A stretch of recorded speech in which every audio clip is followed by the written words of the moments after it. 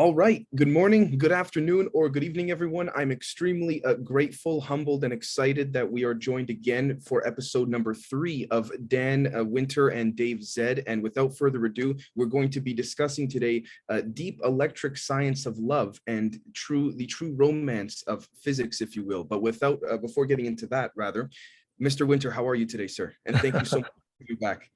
I'm great. I'm impressed with all the connections you have, Dave, and our network is growing. People are seriously interested in the beautiful connection between physics and spirituality. It's a good thing. I couldn't agree more. 100%, 100%. Great. So, yes, the topic of today's prepared conversation, we're hoping it's romantic, is a deep electric science of love, a truly romantic physics. And I must say, I've spent half a lifetime on this indirectly and directly. Where did I come to be interested in the electrical nature of emotion, and how did that lead me to the deep science of love? Well, and some people say, well, if you're going to talk about spirituality and love using physics, that's going to get boring, or that's going to get unromantic. And we would like to suggest the opposite is in fact the case. The beauty of spirituality and the beauty of love is enhanced with an electrical understanding because the rose gets deeper.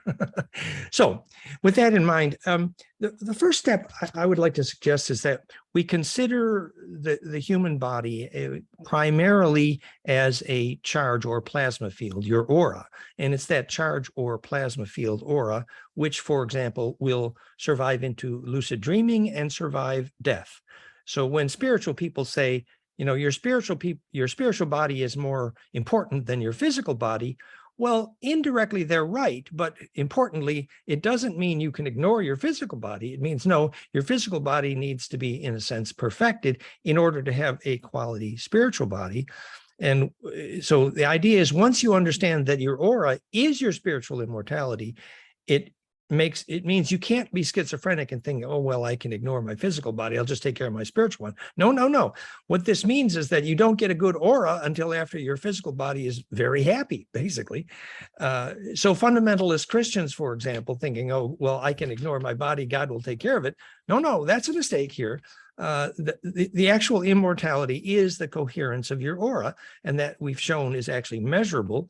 Excitingly, we just completed a video that went viral with wonderful Jean-Charles Moyen, showing that his ability to lucid dream, repeatedly proven with witnesses that he came back from the lucid dream with sand between his toes and items like water and crystals from where he went during the dream. So his lucid dreams became literally a portal Stargate experience.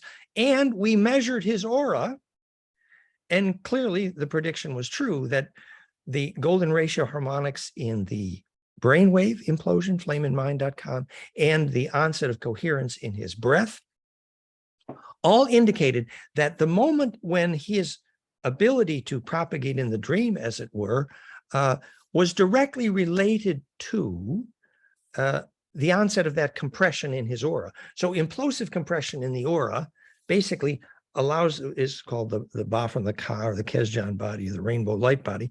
It allows the propagation into the longitudinal array, longitudinal interferometry, what Dave and I were just talking about. So literally, the physics of a Stargate portal in Jean-Charles Moyen, the famous French secret space program experiencer, proves that the ability to make this portal or Stargate starts with implosive compression in the aura. And that centripetal implosive compression, that perfect Valentine, literally, is a perfect introduction to the physics and electrical science of what is love. So I would, if I may suggest, our last video on Jean-Charles Moyen and the secret space program, the physics of lucid dreaming measured with physiologically and in biofeedback with Flame in Mind, is a beautiful intro to what we're discussing tonight, and leads to this. Can we really talk about the electrical nature of love in a way that's romantic? Right. So, and the next concept that leads to is, remember, we said it is your aura that has your potential for becoming immortal. We've been saying that for many years. 2, then, does that explain with the old sort of saying, perhaps even Sufi saying, which is, you only really fall in love with pure intention. What is what does that actually mean? Well, it relates to the physics of bliss in this sense, that making your aura immortal is not just a biological yearning, but it's an appropriate desire. It isn't selfish. No. Your aura is the continuity of memory that deserves and needs to get immortal. Absolutely. And remember, your aura is literally a plasma donut tornado. That's what your aura is. And your aura then, as a plasma donut twister tornado, is literally looking to be steered in such a way as to embed in that which can make it, as a plasma tornado, can make it sustainable, as to say, immortal. So when you say you only fall in love with pure intention, what you're really saying is, well, my aura is here yearning to get immortal, and I need someone to steer. And so that yearning, it's like, supposing you met a girl and you realize, well, this girl might not be the most brilliant person you ever met, but you notice that this person has compassion and love and a sense of the long term. And so you fall in love with the pure intention because you intuitively know that only pure intention survives. Pure intentions is a name for embedability into a shareable wave, which is to say, a survival wave front that can become immortal because it's literally pure principle. So the idea that pure intention is what really sells a lover. So as you walk into your first date, you might even ask yourself, well, how can I radiate pure intention? Perhaps I should not be mean to the waitress. I did, Dan, if I may, I did want to ask one question, only because it pertains precisely to this, I think, before you start your presentation. And that is that I was watching a couple of nights ago, before I went to sleep, a World War II documentary specifically on Mr. Rudolf Hess. Now, what was interesting was that after he had been sort of pushed to the side out of Hitler's inner circle, he attended electrotherapy. And this facility is still open today. I forgot where in Germany exactly, but apparently after he got this electric therapy done to him, Mr. Hess then got the idea to take a secret flight to Britain to try and make peace, for world peace. So right after he got this electric therapy, he had a sudden change in heart, if you want to call it. So would this be in that same regard, in that same field? Very, very useful, interesting question. I would draw the metaphor to Daniel Brinkley, famously writing at least 2 books on the experience of near death directly after having been hit by lightning, in both cases, I believe. And, not only after his lightning near death experience did he come back where he touched anyone and he could see the peak emotions of their entire life just by touching them. We now know electrically what that is. The imploded spun DNA will measurably become a superconductor when exposed to amperage as spark at the moment of crystallization. And that's true of a gold monofilament and a DNA monofilament. They will both become quasi superconductive when they get a little bit of lightning, literally the physics of Kundalini. So also we know in the Templar lore and the Christian idea that in fact, surviving a 3-day near-death experience was the prime initiation. Why? Because if you can come through the still point at the center of lightning, therein lies the shareable wave, which is to say pure intention, which is to say essence, which is to say the reason for being, raison d'etre, as it were. So in fact, there are certain kinds of electrical experiences. Actually, I had a major 440 volt 3-phase shock when I ran the electric motor shop in my family business, and I came back and there were certain memories. And actually, it is well known that Tesla, after his near-death experience due to electrocution, he came back with profound insight. So in the case of being struck by lightning, very particular Daniel Brinkley's story, I think that's a very good introduction to the fact that if you survive having inhabited the center of a still point, why the Sufi dance student knows that he has pure intention if he does not get dizzy during the spin. The same physics applies, that the pure intention is not getting dizzy when you're turning. That is Sufi.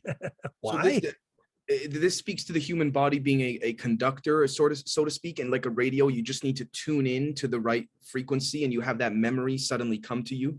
Well, yes, but it says more. It says that just like the ice skater pulling in her hands during the spin, she would then speed up.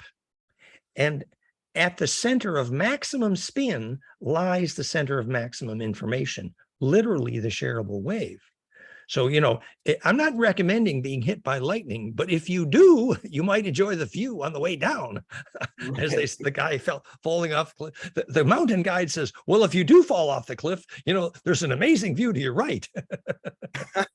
So this may also, I don't mean to take up any more of your time relative to the presentation, but this could also explain potentially why a lot of people, whether for better or worse, mostly better, benevolently, seem to have, when they climb mountains at very high peaks, sudden enlightenments or awakenings mentally. They get to the top of that mountain and it's like they come back down, they're a different person in a better way.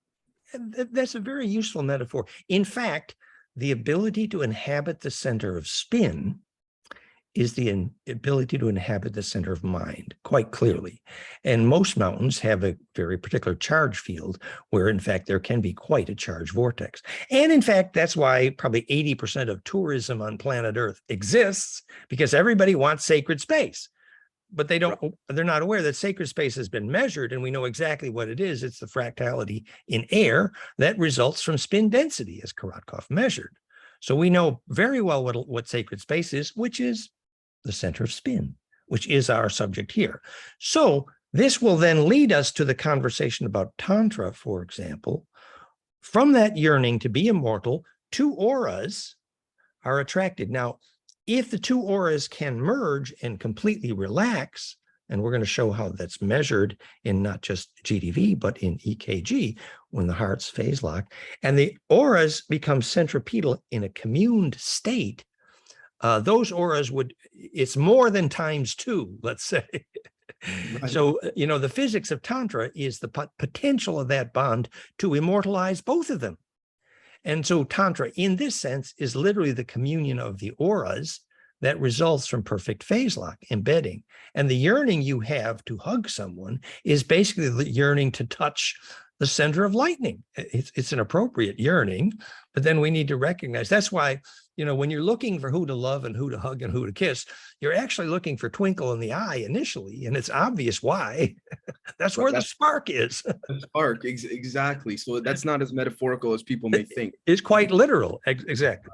So that's the concept of Tantra and aura. So that's going to lead us then to embedability, which is that when the two auras nest, it's literally a case of, the little aura inhabiting the center of the bigger aura, and that embedability, ability to embed. And the symbol for the Valentine of love is literally that implosion. So electrically, the concept of love makes very good sense.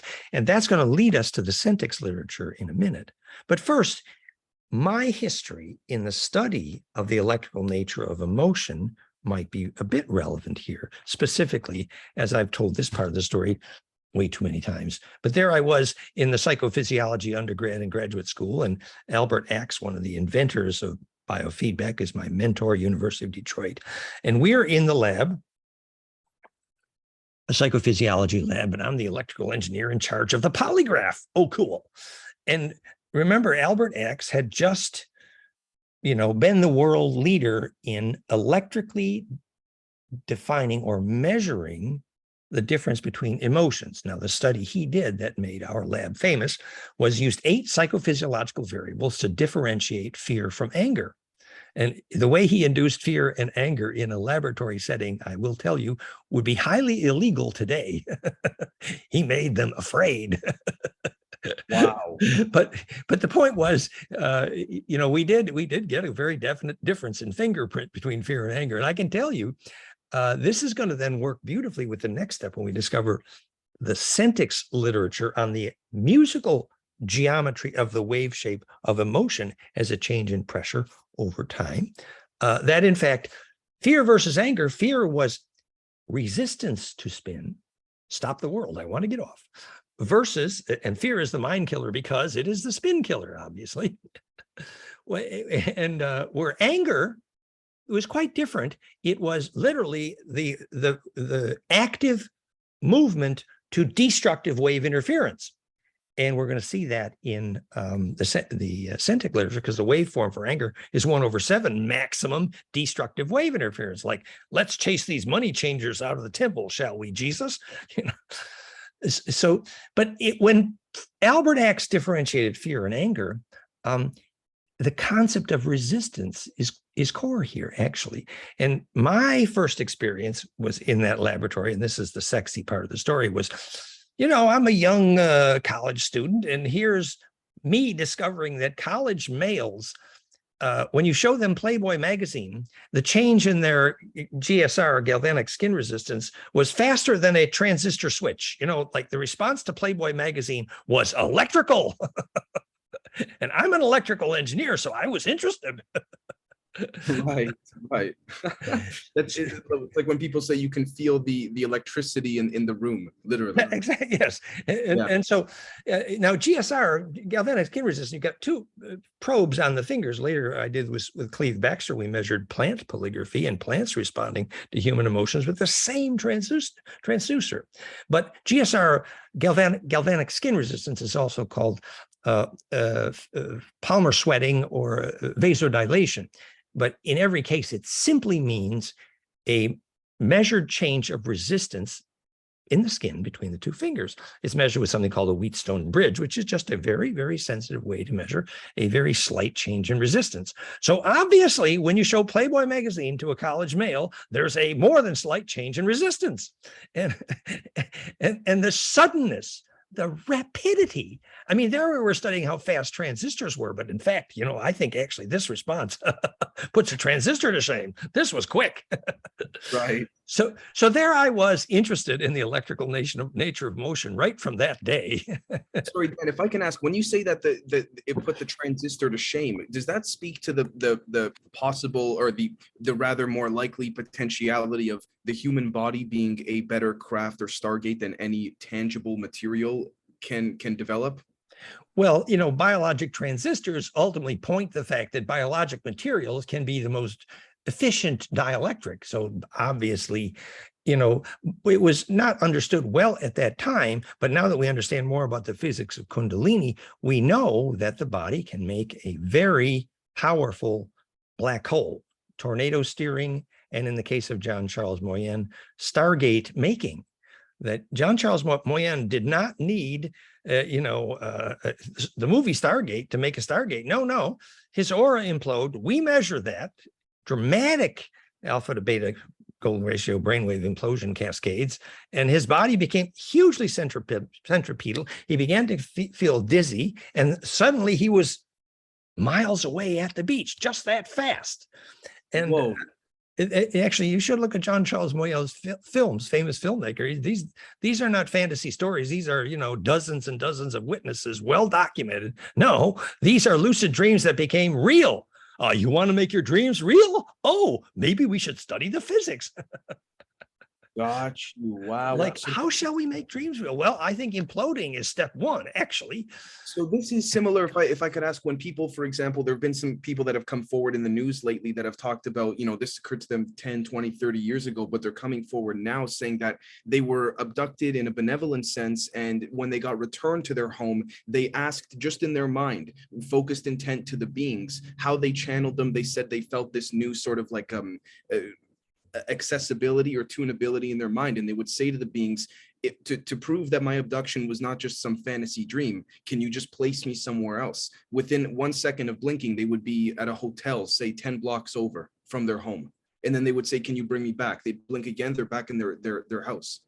That's like, it's true. And the physics of stargates and portals, actually, the film we just made with Elena Denon on the physics of stargates and portals has about 60,000 views now. And we went into that physics in great detail. It's basically implosion. But I would caution, most of the abduction experiences that humans have on this planet were essentially by the bad guys. You know, it was the neighbor of the Greys. This was mostly bad news. I agree.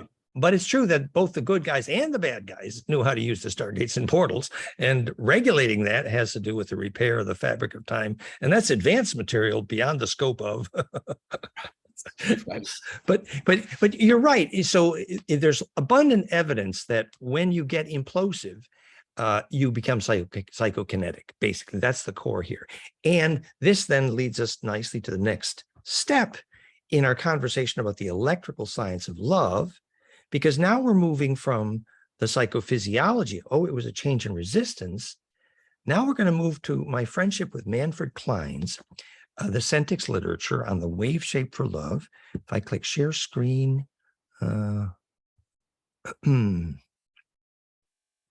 the keynote here? Firefox. Okay. Keynote. Here we go. Bliss sub implosion full. So we're doing implosion full sequence. Bear with me 1 second. Get the right screen. Okay. You should be seeing implosion full sequence. And what slide number 306 to 8? Okay. 306. Okay. So this. I love your slides, by the way. I love how you present it too, as well. And now, admittedly, I've been doing conferences on sacred geometry and the physics of emotion for 30 years. So some of these slides are a little old. It's a good thing I'm not old. I love them nonetheless. So thank you so much. So this is about the yearning for embedability. So in a tribal dance, the membrane is charged by plasma embedding. And this was literally steering the collective plasma in a spiral towards centripetal force. And that's beautiful, actually. This is about using ohm to create implosion sonically. But this is the slide I wished to discuss briefly, though. So this is Manfred Klein's, whom I knew fairly well. And he, this is from the book Centix, microsoundmusic.com, very famous. But I want to explain briefly the physics here. So being a concert violinist, he had taken great interest in the fact that the way he would touch his violin string determined whether people would cry when he played his violin. And I think he liked making people cry, actually. So he studied that. Can't blame the guy. He was studying love effectively. And so he developed a centometer, which is this gadget here. It's a primitive, but what this is, it's highly complicated. It's a button on a spring. I've described it now. I'm finished describing it. It's a button on a spring. And if you put a pen on a piece of paper behind the button on the spring, you make a graph of the change in pressure over time of your touch. In this case, the way, not just the way you would touch a violin string to say love when you're playing, but also the way you would touch your lover. You know, if your lover says, well, you don't touch me like my other lover does. And so you have to study the love touch. And if you want to do that, Manfred Klein's is the place to start. And so then he had people touch that button and imagine joy. And he did that 100,000 times around the world with dozens of culture, and then anger, and then hate, and then love. And then he analyzed the graphs, averaged, and did that around the world. And this was a universal language. The wave shape for the touch that says, I love you, is the same in every culture around the planet. So culturally, there is an identity here. And something is dramatically different about the change in pressure over time of the hug or squeeze or touch that says, I love you. You can practice this, take your lover and squeeze her arm 3 times. Once I'm going to send love, then I'm going to send joy, then I'm going to send anger, and practice. And pretty soon you'll find out that this is a language. It's a skill. The skill to love someone, the skill to hug someone, to say, I love you. The test is you administer your theoretically best practice love hug, and then you say, did you feel a tingle in your DNA? And if I may ask, Dan, does this speak to when people claim to be have very benevolent experiences? Although I must say seldom, but when they do, they claim that those that speak to them, they claim telepathically, but words are not being put in their head so much as it is feelings. But the feeling has a language that can't verbally be depicted, if that makes sense. Exactly. And so that's the point here, that the feeling is not just a feeling in the plasma, but it's literally a wave geometry, which is identifiable.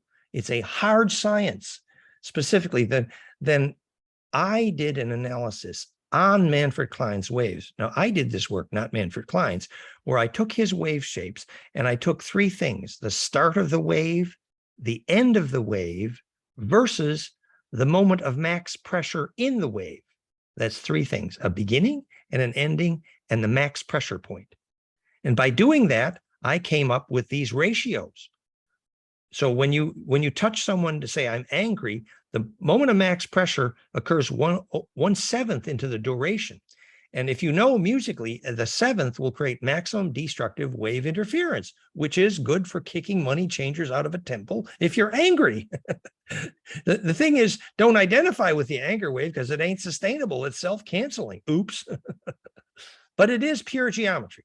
Whereas the wave that says joy occurs at, notice there's more bounce, but occurs at 1/6 in the duration, which is pure hex. It's space filling and it's beautiful. And that's the joy wave. And the touch that says love actually is dramatically different. I mean, it's a dramatically different love. It's a different shape of touch. When you squeeze someone and you say love, whether it's a touch or a squeeze, always after, hundreds of thousands of trials, we note that the point of max pressure is tantrically delayed until about 0.618 into the duration of that pressure wave.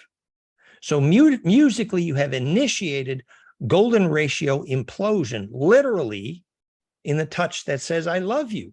And that's why you feel a dingle in your DNA, literally, because you've created embedability. I mean, it's pure geometry, wave mechanics. Absolutely. And the Sentex literature is proof of that, in my view. So that leads us to the idea of non-destructive embedding in the heart with wings. And then this is the whole implosion geometry, the tetracube stellation, the Chrysid one, the 13th sphere among 12, the Christos, and that's pure implosive compression, the jitterbug, the physics of superconductivity. So this gets us back then to the conversation we wanted to have here, which was when you measure the electrical origin of the heartbeat, it's well proven in When Time Breaks Down, Origin of Cardiac Arrhythmia by Arthur T. Winfrey, this image from his book. The heart is literally a donut inside a donut, electrically imploding. And when the harmonics of that electric field becomes implosive, that's literally the physics of compassion. And so here, this is the beginning of my work then, when I first invented the term heart coherence and taught Heart Math Institute how to measure heart coherence, which is now realheartcoherence.com. So this is my friend here, and she's focusing on her heart. And before the heart power spectra is disordered, and after, on the bottom, the power spectra, the harmonics from 0 to 30 hertz are ordered. It's very simple. So this was my discovery of the physics of heart coherence. And when someone is sending love, you see this in the EKG. And this is what I taught Heart Math originally how to do. But I wanted a more elegant way to measure that coherence, and that's going to be the next slideshow. So here, this is something called a second order power spectrum, which measures the amplitude of heart coherence. And when you feel love, your heart coherence goes up and it becomes a laser. And this is the early version of my heart tuner, which later became realheartcoherence.com. And we're going to talk about that a lot. So this is the raw EKG, and here's the EKG harmonics, which is the power spectra of the EKG on the bottom. And on the top right is the coherence measure called a cepstrum. This is the heart tuner, which is the predecessor of realheartcoherence.com. But the point is that literally, when you get lovers together, and we're going to show these animations, these harmonics actually embed and line up. So not only does the hearts become in phase, but the hearts actually phase lock. So the amplitude of the amount of coherence, the vertical amplitude of this peak, is a measure of pure intention. It's quite literally a functional lie detector. If you're speaking your truth, your heart coherence goes up. If you're telling a lie, it goes down. And it's functionally able to measure kinesiology. And I imagine this puts the typical lie detectors to shame. Well, after a graduate school in psychophysiology, everyone says, oh, do you build lie detectors? I say, yes. Right. Because actually that amplitude of that peak, whenever you're speaking your truth, the amplitude goes up. And if you tell a lie, it does go down, because biologically your heart knows what the truth is because it knows what a shareable wave is. So that's why pure intention is actually electrically measurable. Then there's a whole science of missing harmonics in the heart, where you can see, you know how voice analysis, finding the missing harmonic, you can do profound medical suggestions. Well, with heart coherence, the same way, you find the missing harmonic and you definitely, it's very diagnostic, it's powerful. And so that leads us to this literature about a healthy heart is a fractal heart. And so heart math made a mistake when they said breathing at one frequency is heart coherence. Actually, the truth about heart coherence is that harmonic inclusiveness is what identifies health, and that's called fractal. Healthy heart is fractal. So these are some of the original slides. We call this a marriage counselor's dream here, you see, because here are two people whose hearts, not only are they coherent together, but the right-left movement of the cepstrum second-order power spectra peak indicates the musical key signature of their two EKGs, proving that their hearts are literally beating together. And we just discussed the fact that in Tantra, to embed the two auras, you breathe together. This is the breath harmonics here, heart rate variability, and here is the coherence of the heart, the heart's musical key signature. So this actually became a game which we teach, which is how you can link hearts. And these are from the original heart tuner, which looked like this. And we're going to show this in the next slide, show how that became the new heart tuner. So now I stop that screen share. So, so we've talked about embedding, we've talked about the polygraph and resistance, we've talked about centics, the musical shape, wave shape of emotion. Now we're going to talk about how realheartcoherence.com actually can graphically display, basically it's actually used by one of the leading Tantra schools in California to teach Tantra. And also the heart coherence system was purchased by the leading bank in Australia, ANZ Bank in Melbourne, bought the heart coherence system from to teach their bank managers empathy for their Black clients, actually. And remember this as a way to practice the chosen skill of having empathy, obviously to learn to breathe together. Heart rate variability will measure the breath entrainment, which is yogic. Then to come in phase with the EKGs, and when they lock, you do in fact have the physics of embedability, the physics of pure intention. So this is just a quick look at realheartcoherence.com now. So realheartcoherence.com, this is the newest version of the heart coherence measure. It's with my partner, Patrick Botti from Belgium. It's a 2-channel EKG amplifier, which is remarkably inexpensive. And you see here, oops, I switched with, this is an animation from Patrick's website, but you see how the display works, that the amplitude of the primary peak of the cepstrum indicates the musical key signature of the two hearts. The right-left position of that peak indicates the musical key signature of the two hearts. And the size or amplitude of that peak indicates the amount of coherence. So when those two peaks line up, you have the conditions for empathy and Tantra. And the way you can, there's many ways that we graphically display this, but here it is on the screen, that you can actually watch your two hearts line up, the two people. Here's two lovers learning to link hearts by measurement. Now, the other electrical nature of love, fundamental here, is that there is a musical scale to heart rate, which is indicative of love, actually. And this is after many years of doing this work, that when the musical fundamental of the EKG is near 1.0 seconds here, that will indicate, we call it the bank manager position. It means stuck in your head. Whereas when the musical fundamental goes to golden ratio, 0.61 seconds per beat, a faster heart rate, that indicates a touchy-feely permission to touch position. And we actually measure this, that, you know, sports aficionados who get lower heart rate, it dramatically affects their ability to have love, because it dramatically affects their ability to phase lock with others whose heart rate is actually higher. So people with very low heart rate, real sports people, it dramatically affects their ability to bond. Actually, it's a very interesting. And now this we can't discuss in such great depth here today, but it actually relates to the scaling factor that there is a sacred time, and 0.6 and 1 seconds are in fact golden ratio exponents of Planck implosive implosion in time. And this is all at realheartcoherence.com. And we obviously don't have time for all of this today, but there's examples. But this is what we want to talk about here, that when you say, I would turn myself inside out for you, darling, what's happening literally is the electrical origin of the heartbeat is dimpling and turning inside out recursively and imploding.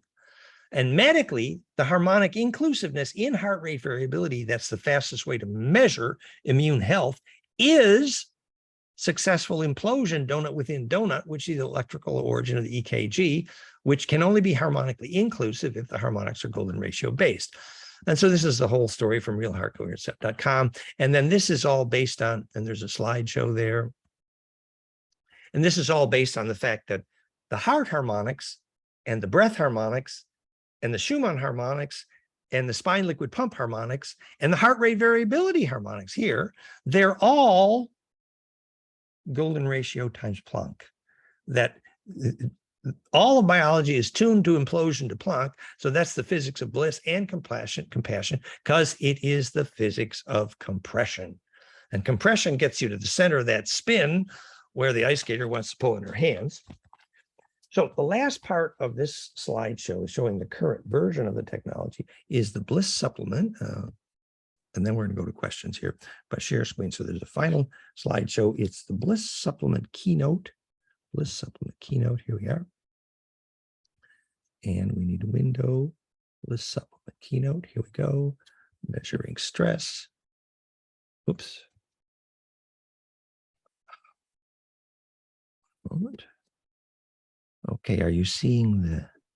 Yes, I'm seeing measuring stress versus relaxation. Good.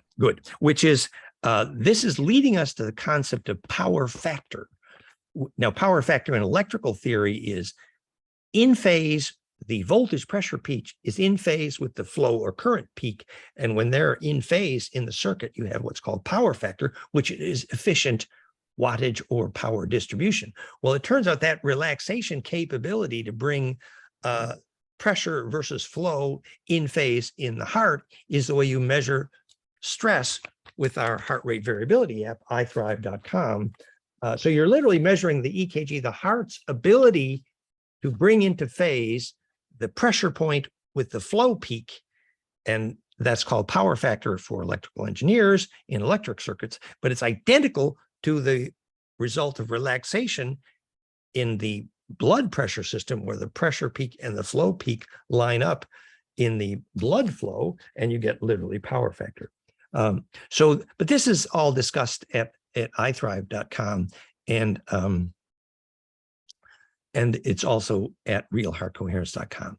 So the way we measure the blood flow, on the bottom, you see the pulse transducer, which is a finger plethysmogram. It's a light emitting diode. Here's in yellow, and it's measuring the vasodilation, vasoconstriction that results from the heartbeat. And that's this yellow wave going up and down. But notice there's a wave on the wave, the longer wave present here, which is a change of PPG or blood pressure over time, a wave on a wave waving, as it were. And that geometry of that wave is profoundly related to the breath tuning of heart rate variability. And that's the beautiful way in which power factor can be measured in heart rate variability. And this is the genius of iThrive.com, ITHRVE.com, which is our inexpensive heart rate variability app, which measures all these things in the heart, literally. So this is an introduction to how we measure stress with iThrive.com. So there's a decrease in heart coherence will increase stress. 3, most importantly, stress is indicated by loss of resting phase lock between internal blood pressure resonance versus internal heart voltage peak. So when the heart voltage is in phase with the pressure moment, then you have power factor, literally, which is a term not just for electrical engineers, but also for psychologists measuring stress. And there's a film about this, power factor 0-point key stress Kundalini. This is a bit advanced material from iThrive.com, which leads up to what we're now doing with realheartcoherence.com. And now newly, there's the end of this slideshow. Let's see here. This is slide number 133. So this is the physics of Kundalini. But the climax of this is the newest feature has been released in Flame and Mind, which combines this ability to measure the low frequencies, here the sacrocranial frequencies, which are HRV related. And here's the, we discussed this in the physics of Kundalini. These are the high frequencies, which are in phase with the spinal liquid pump, heard by meditators ringing in their ear, also phase conjugate and implosive. So this leads to all the biophysics of Kundalini, and we're not going to take the time for this whole slideshow this evening, but you see the wave mechanics that the sacrocranial harmonics, which are here in red, and the pure implosion harmonics, which are here, which are, I'm sorry, the implosion harmonics by equation are in red, and the sacrocranial pump harmonics are in green, the mid-tidal. And the most important one here, the 0.0959 hertz, is the Mayer wave, which is the most important frequency in the blood, and the LF component of the HRV here. So this is all about implosion in the body and the wave mechanics of Kundalini and bliss, which all begins with this science, literally, of the electrical nature of love. And just to conclude this presentation, then let's go to discussion. But the last screen is about the new feature that we've just added to flameandmind.com brainwave for bliss measurement, which is ability to measure heart coherence with brain coherence. Bliss supplement, let me see if I have it. That is a Firefox screen, Messenger. You know, I'm going to share desktop here. Okay, so here's the desktop. And on Firefox, Brain Heart Link. So this is a new feature that's being added to flameandmind.com, which is right here. This should even animate. So what's happening here is on the top left, you have the brain harmonics. Oh, there we are. Toys are working. So these are the brain harmonics. It's moving a little too fast, but there's your alpha is in green there in your brain harmonics. Now, on the bottom in white, that is the infrasound of the brain. It's the low frequencies right from your brain waves telling you whether your brain harmonics are in phase with the very bottom wave, which is in red. There we go. The red wave there, see the black circles, that is your breath heart rate variability. And that is actually a Mayer wave 10-second breathing. So here you are breathing at 10-second cycles. And here is the brain infrasound in phase with the heart breath infrasound, in phase with the EEG. And that phase lock is being displayed top right. And so the brain infrasound, the HRV component, the heart component is in red here, and the brain low frequencies is in white. So you can tell when your brain is in phase with your heart. It's like your lover says, well, your heart is not hooked to your brain. And here, so if your lover wants your heart to get hooked to your head, you can actually practice here. And so there's two key frequencies here. One is the 10 hertz, 6 cycles per minute here with this peak right there, which is the Mayer wave. And the other is the draining of the ventricle liquids, which is over here around 2, which is the two most profound infrasound frequencies of Kundalini and bliss.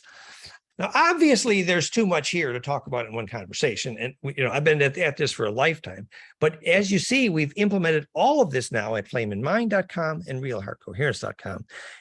And in conclusion, I would say that we understand enough now about the electrical science of love that we actually understand why you cannot fall in love with something that's not embeddable. For example, you don't want to be in love with a steel building because your aura, if it tried to embed in that, would die. So don't Right. choose to love steel objects because they're not embeddable electrically. Yeah. You need to be in love with that which is imploding, because that is embedability, basically. So that was, if that's a happily ever after. Well, first off, I want to thank you so much, sir, Dan, for this presentation. Just to keep it very simple, I have at most 3 questions, if that's all right, and then I'm thinking we'll wrap up this evening's recording.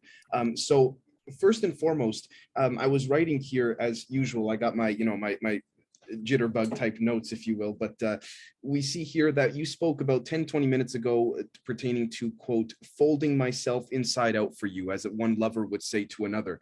Would that by chance speak to what is currently called topology? Well, the 7-color donut, which is our 7-color torus. I should have brought one from the other room, but it's geometricmodels.com to find we distribute those. But the 7-color donut, where all 7 colors touch every other color, is supposedly the solution to the oldest problem in topology, which is how one color region could touch all other regions at once. And the 7-color map of the 7-color donut, which codefines the 7 arrows of the spin symmetry of the tetra, which codefines the 7 layers of heart and muscle, which codefines the physics of the tetrahedral symmetry origin of Hebrew, which codefines the 7arrows.net.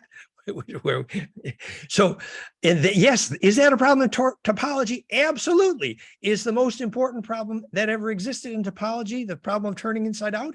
Absolutely. Why? Right. Because the origin of consciousness is the discovery of the symmetry of turning inside outness, which codefines the sequence of letters called Bereshith, Bethrish, the first word of Genesis, which is incorrectly translated in the beginning. No, Faber d'Olivet got quite clear about that. At first, in principle, the origin of thingness, and the shadows of the spirals on the torus that are the physics of the origin of Hebrew for the first word of Genesis, Bereshith, is literally the turns of mind necessary, the sequence of turns of mind necessary to turn inside out on the surface of a torus, which is not the origin, just the origin of thingness, the physics of creation itself, because matter didn't exist until a vortex learned to turn inside out. But consciousness learns to exist the minute it learns to turn inside out, because it begins imploding. And that's what makes it recursive. And if I can relate this to sort of surface level academia, although I must admit that I'm finding myself distancing from it more and more each day and hour that I learn, largely thanks to people like yourself, Dan, is something called evolutionary graph theory. And it's quite interesting that, again, we were looking at quite a few different graphs in this presentation. And the definition of that is the studying how topology affects the evolution of any given population, which I find quite interesting because it seems to coincide directly with what you just presented. The way in which one's aura or biofield sort of, dare I say, ripples when someone it has a very positive sort of emotion, that spark in one's eye. Say, for example, I went shopping today at a grocery store, and this person that I walked by, they smiled at me, where I'm not used to people smiling at me. And not only that, but they had a spark in their eye. I can't help but think that that speaks to the, you fold me inside out, the whole thing relative to evolutionary graph theory.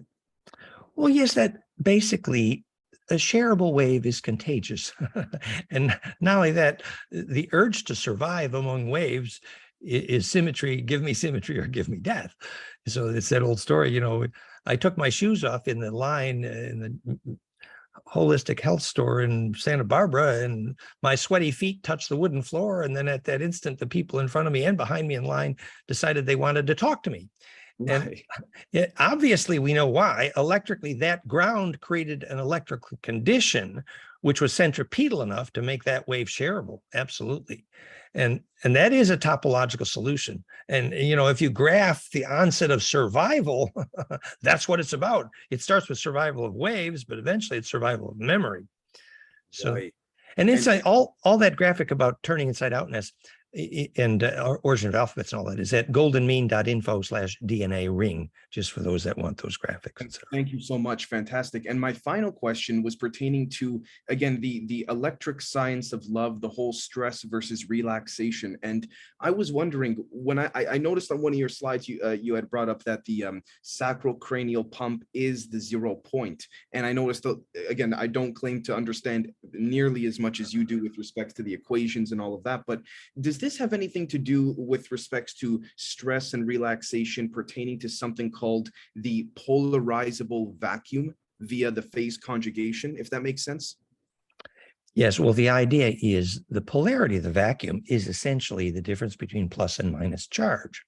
And plus and minus charge only reach a sustainable still point when they conjugate or implode. So Right. you can't stay at a still point in a lightning or in Kundalini or in the breath unless you approach that still point using the golden ratio caduceus, perfect damping, as it's described in radio theory, for example, which is an introduction of the caduceus, implosion, and phase conjugation. So to get the still point to be still and in phase still with the infinite array, obviously phase conjugate fractality is the solution to a sustainable still point, which is why, you do that wonderful caduceus breathing and you breathe to a still point. And at the still point, if you relax and you become implosively conductive, there's a dramatic bliss effect. And that shows up in the brainwaves beautifully. Wow. Well, Dan, I want to thank you as always for your incredible, for not only for your time, for your decades of work towards this effort and all of this. And I mean, probably one of the best conversations we've had a lot in the last 6 to 8 months, but one of the best for sure that I've personally had with you. So I can't thank you enough, sir, truly from the bottom of my heart. And on behalf of everyone on the Gen Z community, thank you so much as always for your time and for this beautiful presentation. Let's hope we understand better how the deep science of love is actually romantic and it's physics and it's beautiful. Absolutely. Thank you so much, sir. Thank you. Blessings. All right, take care. Bye-bye. Bye-bye.